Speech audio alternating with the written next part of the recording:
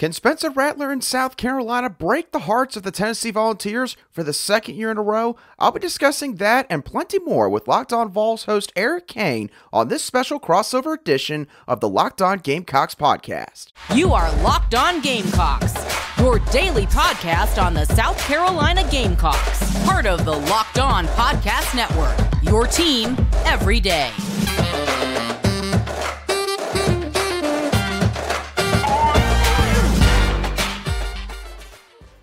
Hello, Gamecock Nation. Before we get to this crossover edition between the Locked On Gamecocks and Locked On Vols podcast, just want to real quickly thank each and every one of you for making the Locked On Gamecocks podcast your first listen or watch for your team every day. As always, we are free and available both on YouTube and wherever you get your audio podcasts daily. And this crossover edition of the Locked On Gamecocks podcast is brought to you by FanDuel Sportsbook, the official sportsbook of the Locked On Podcast Network. Make every moment more right now, as new customers can bet $5 and get $200 in bonus bets guaranteed. Visit FanDuel.com/LockedOn to get started.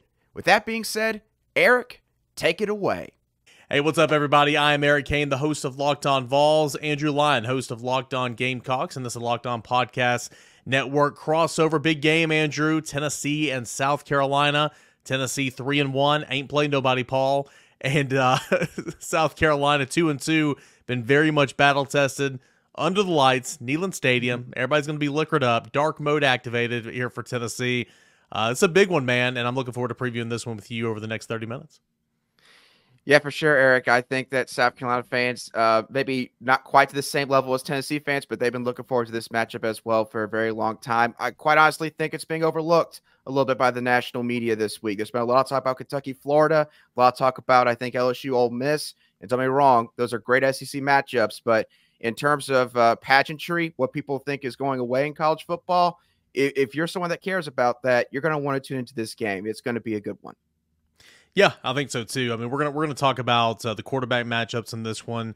We're gonna talk about the defenses, some of the injury situations. We'll give our keys to victory and predictions later on in segment number 3. But what I want to start off with is just kind of the elephant in the room, because you kind of mentioned it not being talked about because of everything that happened last year.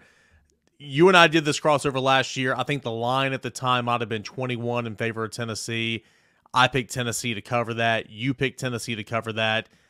I don't think anybody envisioned what happened that night in Columbia, South Carolina, when Spencer Rattler flipped that switch. You know, the rest is history. He's been playing like a Heisman Trophy finalist ever since then.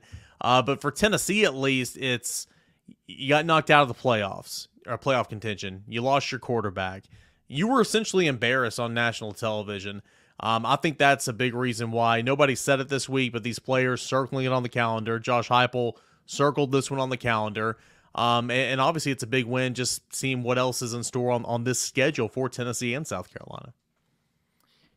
Yeah, Eric, I completely agree with you. And, you know, on South Carolina's end, I mean, the Gamecocks, and I'm sure we'll get into this aspect of the matchup in a little bit, but they've had a really, rough stretch to start this season. They've had to play games against 2 top 25 teams, had to play at Sanford Stadium against the Georgia Bulldogs just a couple weekends ago. And the road does not get a whole lot easier for South Carolina after week 5. So it kind of feels like, you know, in all honesty, for both teams, this is a game that, you know, you kind of need to get here, because for Tennessee, obviously on y'all's end, you know, it's going to get tougher from here. You're going to play Texas A&M. Obviously, Connor Wegman is now out for the season. So, you know, interesting dynamic there, but still plenty of other teams that you got to go up against, like Kentucky and obviously Alabama, 3rd Saturday in October as well. So, for both of these squads, you know, this is one where it could decide how your season goes, depending on the outcome. Yeah, no doubt about it. I mean, after this for Tennessee, I mean, you got an off week. You got A&M at home, on the road at Tuscaloosa against Alabama, on the road at Kentucky. You got Georgia at home later on, Missouri, which is obviously no pushover this year, as well on the road later in the season. So, you know, for Tennessee especially, you know, this is a big one for sure, because you do not want to go in that bye week 3-2. 0-2 in Southeastern Conference play. Quarterbacks in this one, man. I'll start by asking you about Spencer Rattler. He was so very pedestrian last year before the Tennessee game. I think the stat is he had thrown for over 300 yards just one time, thrown for multiple touchdowns just one time in a game before the Tennessee game. And even the week before that Tennessee game against Florida, didn't lead a touchdown scoring drive. But again, switch flipped. He went off against Tennessee, and he's played really, really well since then. What has been going on with Spencer Rattler? He looks like the 2020 Spencer Rattler from Oklahoma. He's completing passes at over 70%, playing a lot of backyard football, but he's been super, super good for South Carolina. Yeah, Eric, I think that what Spencer Rattler has done so far this season, it validates what, honestly, a lot of South Carolina people were saying last year, which is that coaching was a massive problem here. Marcus Satterfield, the offensive coordinator, to be quite honest, he just was not getting the most out of Spencer Rattler. He was overcomplicating things on offense. You bring in Dow Loggins, and now all of a sudden, things have been simplified. Things have been streamlined for Spencer Rattler. This offense is now catered to Spencer Rattler's strengths, and all of a sudden, he looks like one of the best quarterbacks in college football once again. He always had that talent. Obviously, he had some consistency issues throughout his career, but he's also remedied that as well. And the amazing part is, Eric, he has had little to no run support at all this season. He's had little to no support up front in pass protection. That's a unit that's getting better, but it's been a work in progress. And that's the word you're going to hear all season long with South Carolina's offensive line. And despite all that, Spencer Rattler, he is putting up fantastic numbers. So Spencer Rattler, he's a much more poised quarterback. He's a guy that no longer forces the issue. He's a guy that I don't think lets, really down moments get to him, like maybe he would have 3, 4, 5 years ago in his college career. Spencer Rattler's grown up. I mean, that's the best way to summarize my entire summation here. He has grown up on and off the football field, and that is why he is now once again being viewed as one of the best quarterbacks in the sport, and a guy that, if he keeps playing at this level, he could very well be a first-round draft pick this next April. Yeah, if he keeps playing at this level, he's going to be the guy that everybody thought he was when he was at Oklahoma, when he was coming to South Carolina. Still, I mean, let's not forget the guy that beat him out at Oklahoma. I mean, Caleb Williams just won the Heisman, is going to be #1 overall in the draft here coming up in a couple of months. You look at Tennessee's side, Joe Milton, potential always there, strongest arm in college football. That's great. I mean, that's great and everything, but can you produce it, on the field consistently? And he's had some moments. I think Tennessee overall, the offensive line's had some real big issues this year, and I think that's affected some of the play calling. So you've seen a lot of lateral passing game, screen game, kind of an extension of the run game, and not as many shots down the field. Now, against UTSA last week, Tennessee took a lot of shots down the field and connected on one of them for a touchdown, missed on a couple, but we're getting pretty close. And so I think that was good to put that on tape and, have defenses prepare for that. Plus the 81-yard zone keep run on play #1 I thought was big for Joe Milton. So again, you can see all those tools. You're still wanting it to be consistent. And I think the biggest thing for Joe Milton right now is the offense has gotten, last week the operation looked much better, but it's still kind of not where it needs to be. And he's not like #5 was last year for Hendon Hooker. Right now, he's not showing the ability to overcompensate or overcorrect, where when things weren't going right, Hendon Hooker could do that. So there's some issues with Tennessee's offense right now. I don't think it starts with Joe Milton, but he's got to play better. I thought he played better last week. I thought he played horribly against Austin Peay a couple weeks ago. I thought he played decent in the Swamp, to be honest with you, but he's got to play better for Tennessee to be where it wants to be moving forward. We'll have more quarterback talk. We'll have more about South Carolina and Tennessee, kind of where these two teams been so far this season. What about these defenses?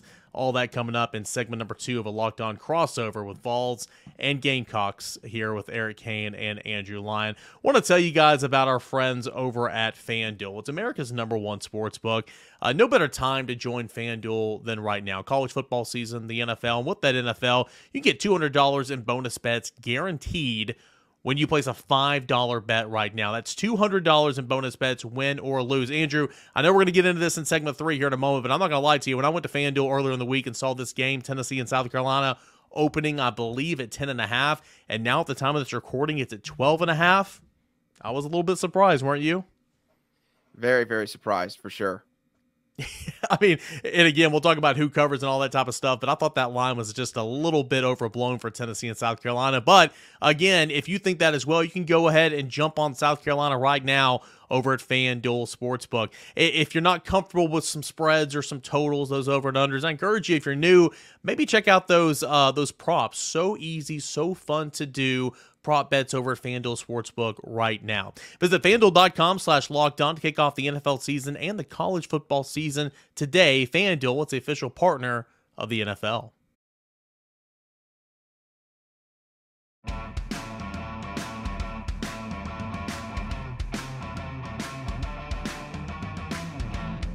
Welcome back to this special Locked On crossover edition between the Locked On Gamecocks and the Locked On Vols podcast. I'm Locked On Gamecocks host Andrew Lyon. Again, continue to talk here with Locked On Vols host Eric Cain. Eric, let's take a look back at what has happened up to this point in the 2023 season for both of these football teams. Obviously, with Tennessee, you have the season you have in 2022. You come into this year, got a lot of hype surrounding this team. A lot of fans that believe that, hey, maybe Tennessee of the 90s, are officially back. And so far this season, you haven't had a ton of big games to really gauge whether or not that's the case, but it kind of seems like there's been a feeling of, Tennessee's left a little bit out there on the football field, whether it be maybe the passing game or maybe just something else on the defensive side. So, Eric, you follow this team quite closely. What do you think has been going on with this team? Do you maybe think that they've been reaching their full potential so far this year? Definitely not. But you could say that about every team in America, right? I mean, no team's going to be perfect. At this point in the season, I don't think any team is getting everything they could possibly get out of a certain player or whatever. We're going to learn a lot. I mean, Tennessee, you're right. So far, you played Virginia, which was not good. You played Austin Peay, which was not good, and Tennessee didn't play well that day. You played Florida, and I'll continue to say I do not think Florida's very good, but Florida whipped Tennessee's butt in the swamp.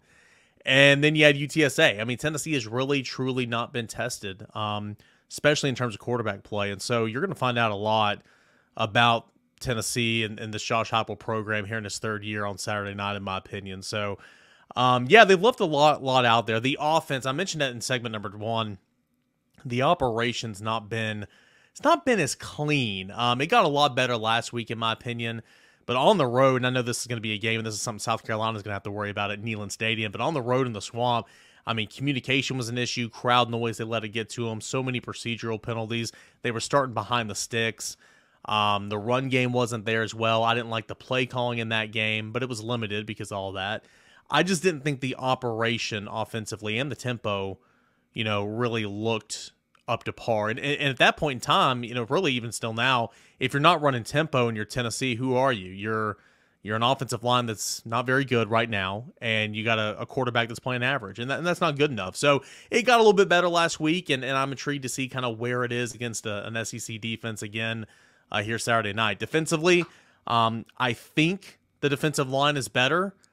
Against Florida, it wasn't. They were getting the ball out pretty quickly, though, but I'm looking forward to seeing how this defensive line stacks up against the offensive line for South Carolina, because you got to put pressure on Rattler. You got to make him run around a little bit and see what you got. If Tennessee tackles, they're not bad. They've had a lot of missed tackles so far in 4 games, so we'll see, but I think that's going to be intriguing. And then you look at South Carolina on the other side. Again, it's been tested. North Carolina's a good team. Georgia is obviously a good team. Played around with Furman a little bit, and then had Mississippi State last week where South Carolina was good against the run. I think you're going to learn a lot about South Carolina this week as well, because you're kind of playing a team, at least right now, that's kind of more on your level. Yeah, Eric, I 100% agree with you. For South Carolina, I guess I'll start with the defense, because I've heard a lot of talk this week about the 400-plus passing yards they gave up against Will Rogers, and there's no question South Carolina's secondary had a bad night. They really, truly did, and it was disappointing to see that for a secondary that over the past, year and a quarter, they've been one of the better secondaries in the SEC, one of the more well-coached secondary units in the SEC. And they gave up 200-plus yards to Tulu Griffin. No offense to Tulu Griffin. He's a really good wide receiver at Mississippi State. I did not envision him putting up those kind of video game numbers against South Carolina. Will Rogers, he looked like he was lost against LSU. He goes on the road for his first road game of the season in a pro-style offense, and he's just throwing the ball back there, and there's no good coverage. I mean, there's no safety help. They were biting up on play action. Nick Emenworry, specifically, did not have a great game. Nick Emenworry is probably the best defensive back South Carolina's got.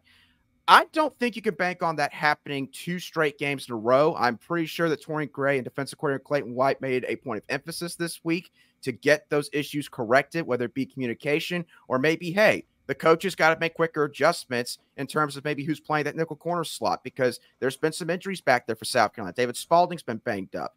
Keenan Nelson Jr., who started the season against North Carolina, has not played since that week, if I recall correctly. So the Gamecocks, they definitely got to short things up on the secondary. In terms of the defensive front, I think that we're seeing a little bit more pass rush juice from that unit the past couple of weeks. Some guys getting back into form. Jordan Stratton is a big part of that. Seventh-year senior, one of those COVID guys, but also tore his ACL last year against Arkansas. And obviously, Eric, you know this. You played football.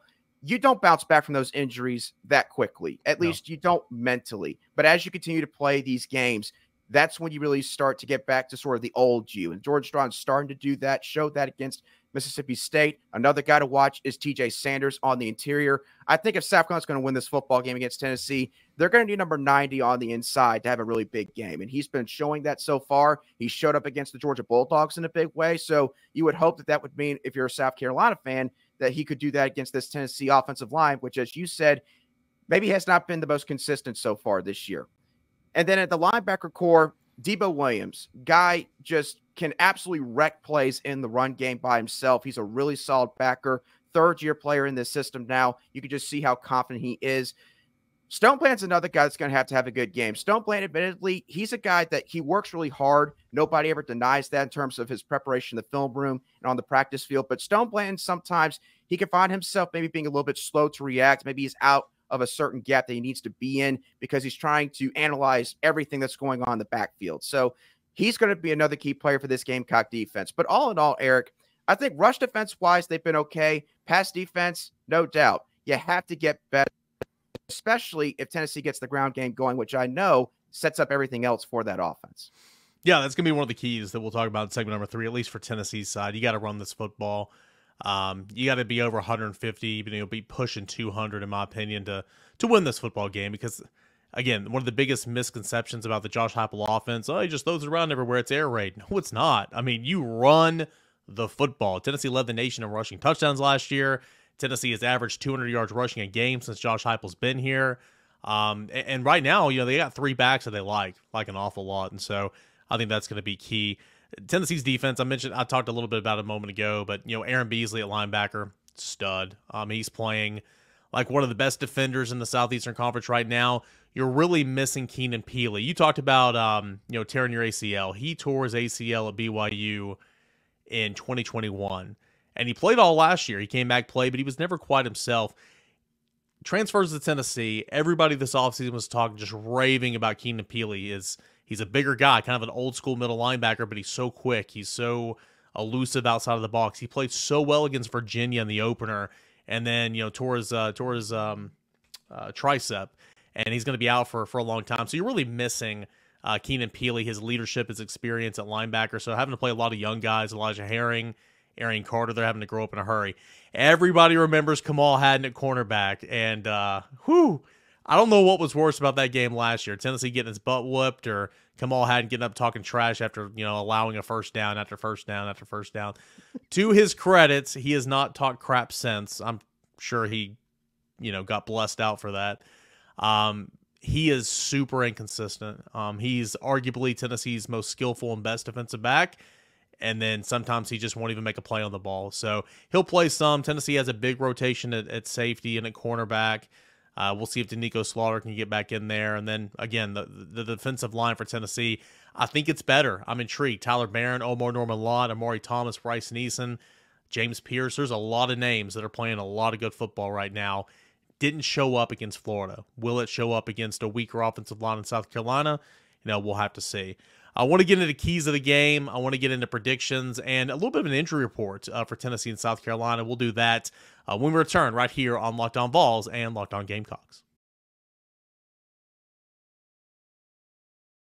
Got a final segment left here of this Locked On crossover edition. Locked On Vols, I'm Eric Cain. Locked On Gamecocks, Andrew Lyon, and a big-time game, Tennessee, South Carolina, Neyland Stadium. That is going to be Saturday night, 7:30 Eastern Time on the SEC Network. Keys of the game, predictions, but first, injury report. Andrew, a big-time, versatile, athletic, playmaking receiver is not going to be playing. Obviously missed last week, and sounds like he's going to miss again this week as well. Yeah, Eric, you're right about that. South Carolina wide receiver Antoine Juice Wells, he is going to be out for this game.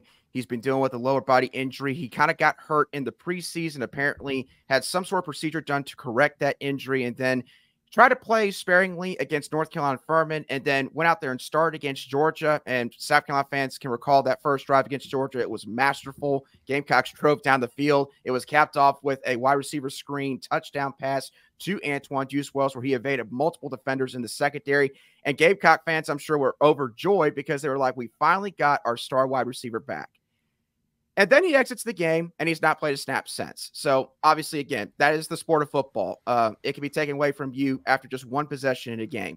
Ask Aaron Rodgers that for the New York Jets. But for South Carolina, not having Juice Wells, Eric, I mean, there's no doubt about it. It's a big deal. The Gamecocks, they have seen Xavier Legette step up in a big way this year. He might be one of the best receivers in the country right now.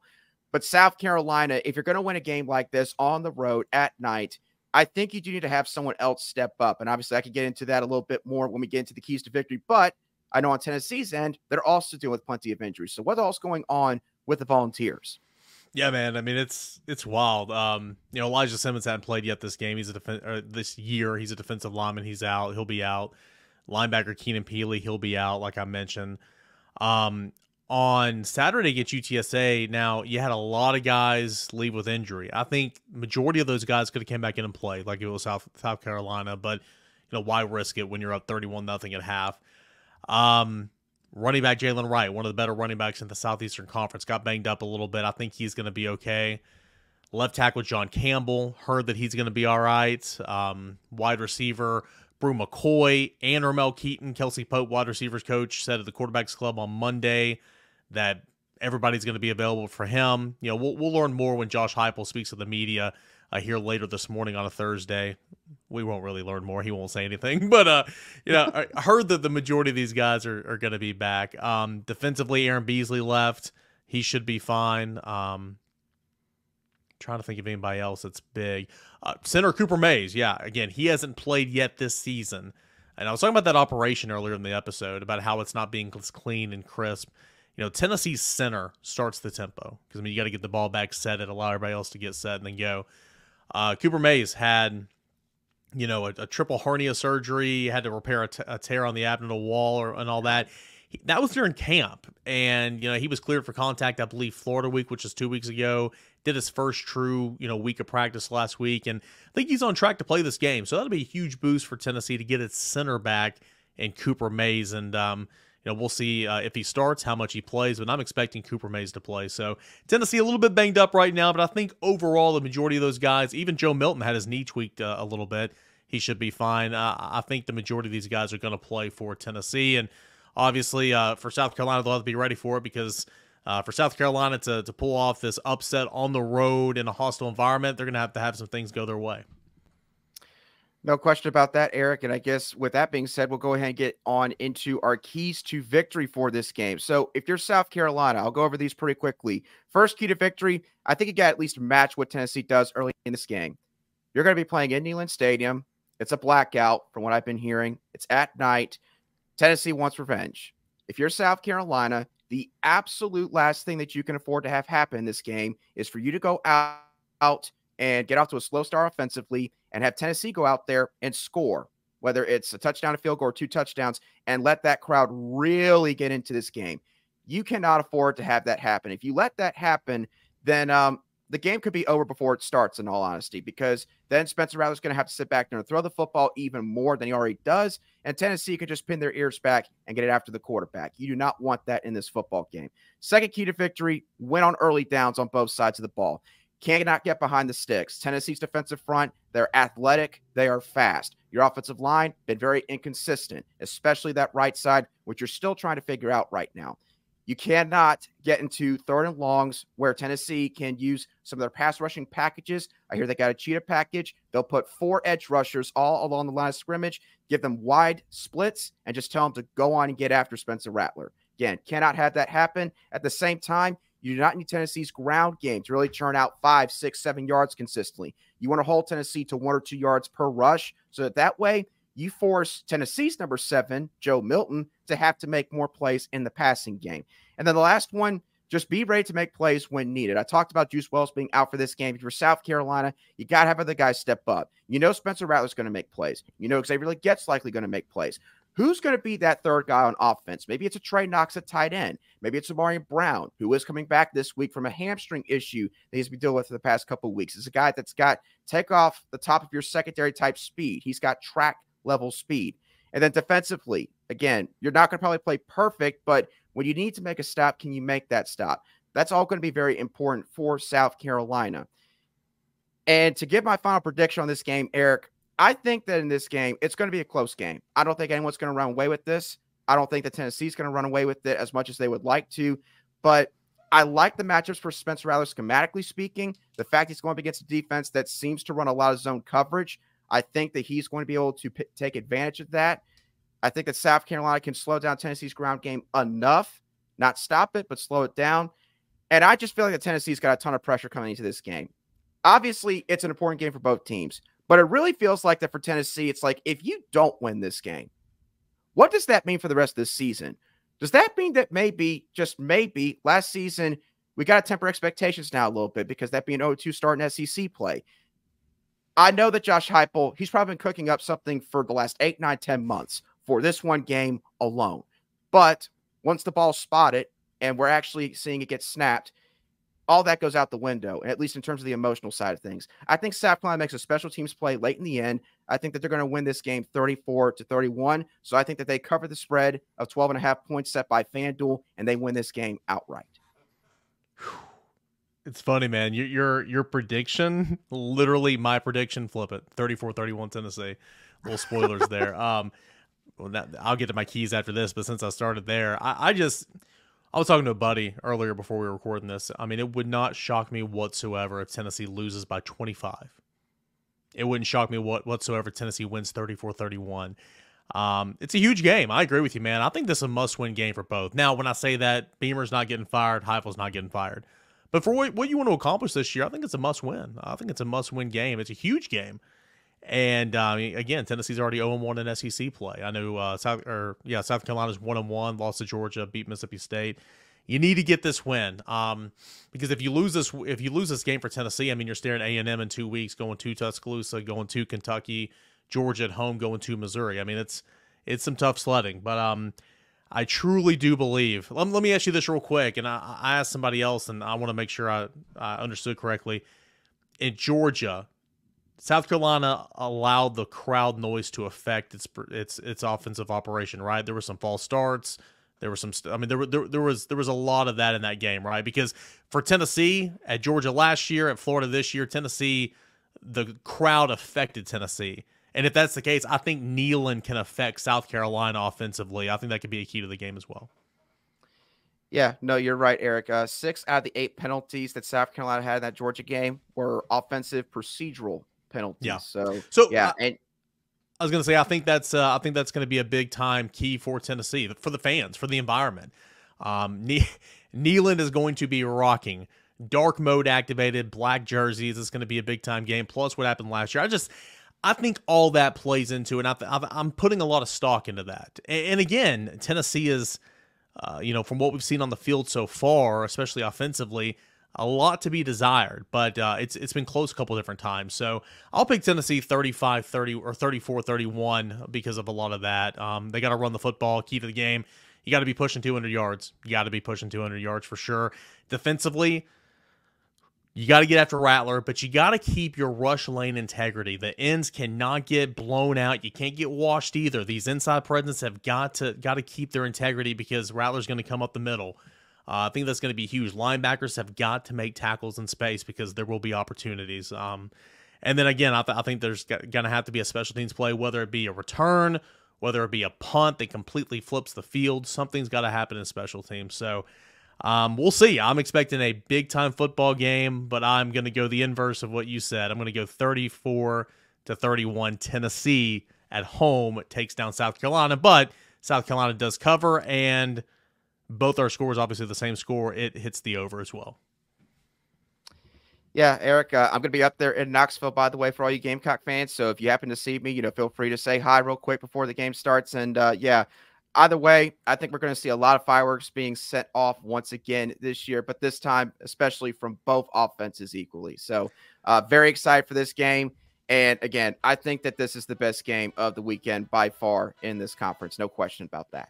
I do too, man. Shane Beamer spent a couple of years here in Knoxville. He was on Knoxville radio Wednesday morning. So I think this game means something to him as well. It should be a good one. Andrew, appreciate it, man. We'll have to do it again in basketball season, all right? Absolutely, Eric. Thanks for having me on. Andrew Lyon, Locked On Gamecocks. Eric Cain, Locked On Vols. This has been a crossover edition on the Locked On Podcast Network.